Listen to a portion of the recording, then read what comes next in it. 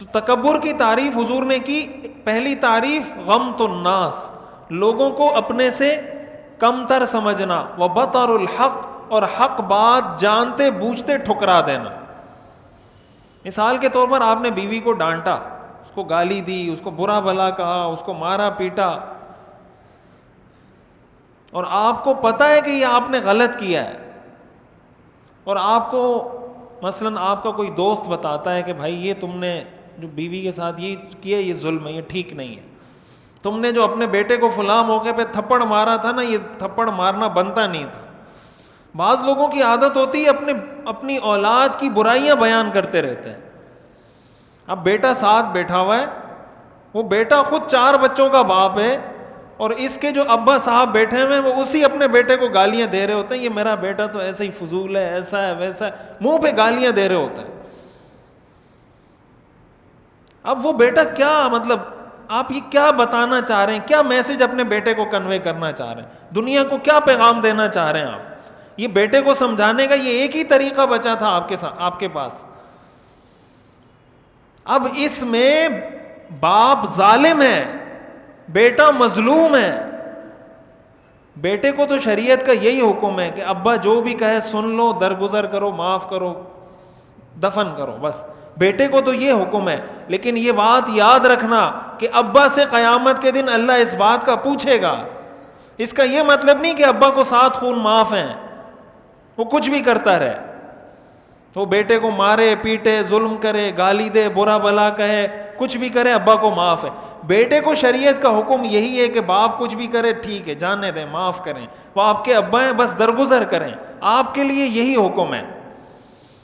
لیکن یہ بات جب ہم بار بار بتا رہے ہوتے ہیں نا، اس سے والدین کے ذہن میں یہ بات آ رہی ہوتی ہے کہ شاید اللہ کی نظر میں بھی ہمیں سب کچھ معاف ہے.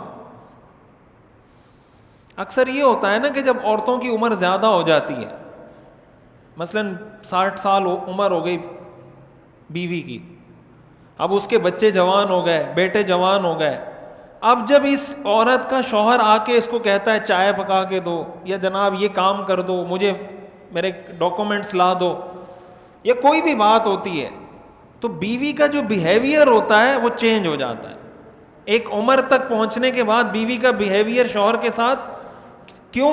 اس لیے کہ ایک بیٹا آ کے آؤ بھگت کر رہا ہے، دوسرا بیٹا خدمت کر رہا ہے، بیٹی خدمت کر رہی ہے، ایک بیٹا خدمت کر رہا ہے، کوئی پانی لا کے دے رہا ہے. میں اکثر یہ بات عرض کرتا ہوں ایسی عورتوں کے لیے کہ بھائی آپ اپنے اس بیٹے کی اماں ہو، آپ 60 سال کی 70 سال کی ہو جائیں، شوہر کے لیے آپ پھر بھی بیوی ہیں. اماں اس کی نہیں ہیں، آپ اس کی بیوی ہیں آپ. اب غلط فہمی عورتوں کو یہاں سے ہوتی ہے کہ اب 70 سال 60 سال عمر ہونے کے بعد وہ شوہر کو بھی ایسے ہی ٹریٹ کر رہی ہوتی ہیں جیسے یہ شوہر بھی اس کا بیٹا ہے.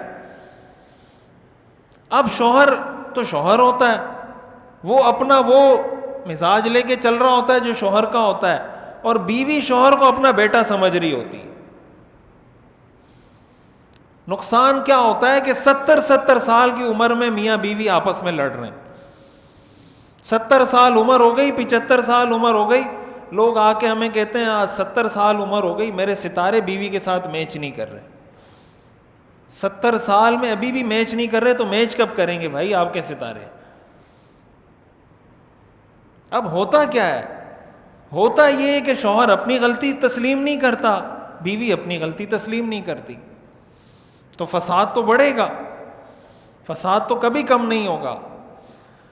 آپ انبیاء کرام علیہم السلام کی ہسٹری اٹھا کے دیکھیں، آپ صحابہ کی تاریخ پڑھیں، آپ حیران ہو جائیں گے. انبیاء اور صحابہ کی یہ مشترکہ سنت آپ کو ملے گی، جہاں ان کو اپنی غلطی کا احساس ہوا فوراً انہوں نے اعتراف کیا کہ میری غلطی.